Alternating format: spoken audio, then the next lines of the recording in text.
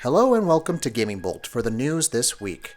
E3 is several months away, but several publishers are already announcing when they'll be holding their conferences. Bethesda, for instance, has announced that it will be hosting its annual E3 conference this year on June 10th at 6:30 p.m. PST or 9:30 p.m. EST. Bethesda has routinely had some of the best-paced, best E3 shows ever since they started back in 2015, although their show last year was a bit underwhelming. Bethesda's show this year promises to be extremely intriguing. They have no announced or rumored games, and most of their studios released major new games and entries last year, or the year before that. So what they might announce this year is anybody's guess. We're going to assume, and really this is desperate hope at this point, that Starfield will finally be announced. It's been 3 years since Fallout 4, so the announcement of a new Bethesda game studio game is impending now. Whatever it is, it promises to be exciting, and we hope they manage to meet and exceed expectations. Speaking of exceeding expectations, the same could be said for Crash Bandicoot Insane Trilogy when it released for the PS4 last year. Activision has talked about remastering other classics, and rumors seem to indicate that a remaster of the PS1 Spyro the Dragon trilogy might be coming. Reports broke out about this happening in 2018 just last month, and Activision themselves indicated that they're remastering one of their older IPs this year just last week, and now we have this. A new Spyro the Dragon account has gone up on Twitter. The account itself is currently locked, so no one can follow or view it right now, but apparently it's associated with an email that belongs to Activision, which lends, yet again, credence to the notion that a Spyro remaster release is inbound. If the reports are accurate, the remaster will be for the PS1 trilogy and will launch on PS4 first, before launching on PC and Nintendo Switch a year later. But remember, this is all speculation for now. It's substantiated speculation, but it's still not official. Hopefully, this E3 will reveal more about this. Jordan Vogt Roberts, who worked on Kong Skull Island, has been collaborating with Hideo Kojima quite closely these days, seeing as he's been tapped to direct a Metal Gear Solid movie adaptation, and the two seem to have formed a bond. Apparently, Roberts was recently invited by Kojima to see the shooting of a Death Stranding cutscene, and after having seen it, the Hollywood director only had positive things to say. Roberts took to Twitter about said cutscene and said that he had been watching and enjoying cutscenes directed by Hideo Kojima for a long time, before noting that what he had witnessed live with Death Stranding was beyond special and unlike anything you've ever seen. He didn't go into any specifics about what the cutscene entailed, of course, but then again, we didn't really expect that he would. Death Stranding, meanwhile, is slated for launch on the PS4, followed by a PC release at a later date, though the specific date for both versions is currently unknown. Talking about Platinum Games that developed Nier Automata, its underrated third-person shooter Vanquish saw new life on PC last year, finally breaking the high-impact Platinum Games shooter free of the confines of the PS3 and Xbox 360 and back into a much-deserved spotlight. Now a very vague, somewhat suspect rumor comes that could point to a sequel in development for Xbox One, in the biggest monkey paw situation I can think of. Sharing a post on his Discord, industry insider Marcus Sellers has shared that Vanquish 2 is being developed by Platinum Games as an Xbox One exclusive title. Sellers did not share any further information or sources, but while his reputation can be shaky, Sega recently shared pictures of a visit to Microsoft on Twitter, and Sega does own the Vanquish IP. You should still take this story with big heaps of salt, but on top of that Sega visit, we do know that Microsoft is investing in exclusives more, and the 360 version of Vanquish became backwards compatible just recently. Going back to Hideo Kojima, when he left Konami under acrimonious circumstances, it changed the face of the publisher irrevocably.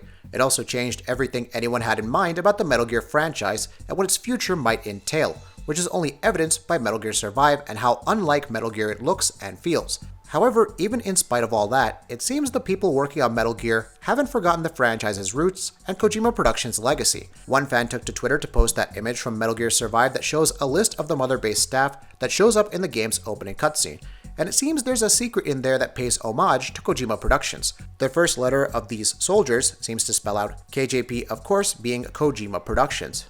Interestingly, if you take the first letters of the last names of the first two soldiers, it comes out to be M and G, which could be a short form of Metal Gear. Delving deeper into this, if you look closely, both Marlin and Gibbon have been killed in action, so this may mean Metal Gear killed in action. Furthermore, the game is directed by Yota Tsutsumizaki and produced by Yuji Kurikado, and it's clearly stated that derogatory words have been used for both of them. And finally, we have Vengeful Mosquito, who seems to be the same Mosquito from Ground Zeroes and the Phantom Pain, who plotted against Venom Snake in the Phantom Pain. He believed that Big Boss himself was responsible for the destruction of Mother Base during the events of Ground Zeroes.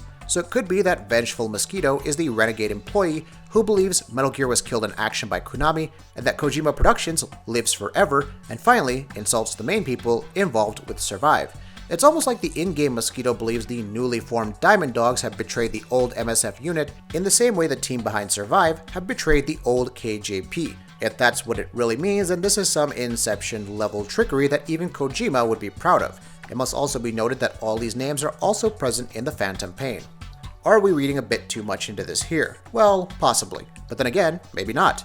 Seems like too much of a coincidence, and in spite of Konami's poor current relations with Kojima, it doesn't seem like such a stretch that the man's former co-workers would want to pay homage to the work he and they did together on the series' past, while at the same time disrespecting Konami, of course.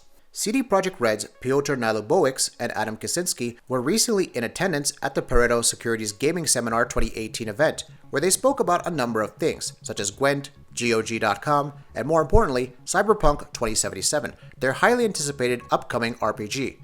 The two of them provided a few interesting bits and pieces on the upcoming game. To begin with, the studio's sole focus is now on Cyberpunk 2077, with over 300 of their employees working on the game, and the studio seems quite excited about the prospect of making it, since they won't be bound by a predefined world, lore, and characters like they were with the Witcher games. Their aim is to make a very ambitious game that can kick off a blockbuster franchise for them. Interestingly enough, they said that Cyberpunk 2077 would be a full-fledged RPG with open-ended gameplay, one that veterans of the genre would be able to enjoy fully rather than just being a game with light role-playing elements. The game, according to CDPR, is being handcrafted, quote-unquote, which seems to indicate that there's going to be a great deal of attention to minute details. But given their excellent work with The Witcher 3, that's not really surprising to hear. There was no word on a specific release date for the game, with the developers saying that the game will be out when it's ready, that famous catchphrase, of course.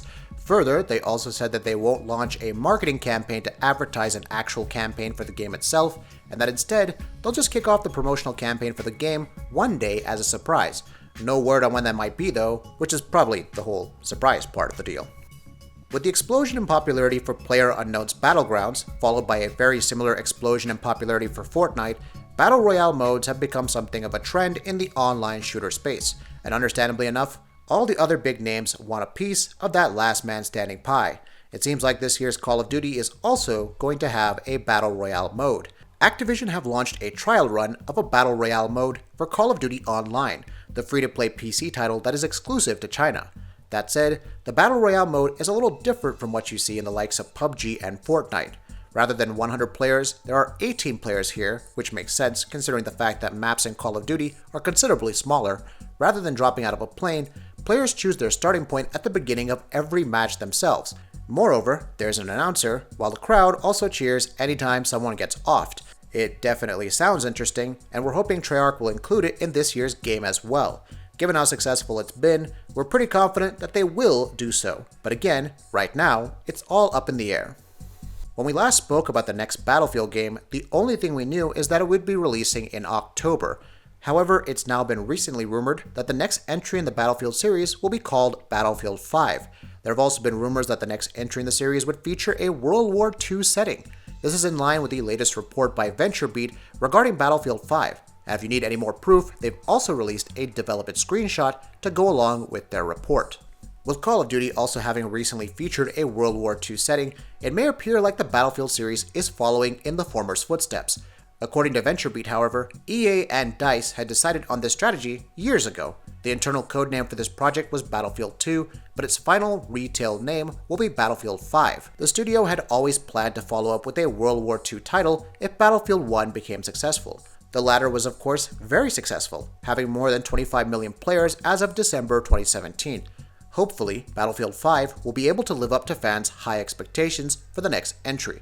Keep in mind that this is all still a rumor, so take it with a grain of salt. But given that this is coming from VentureBeat, we're pretty sure that this is where the next Battlefield is heading.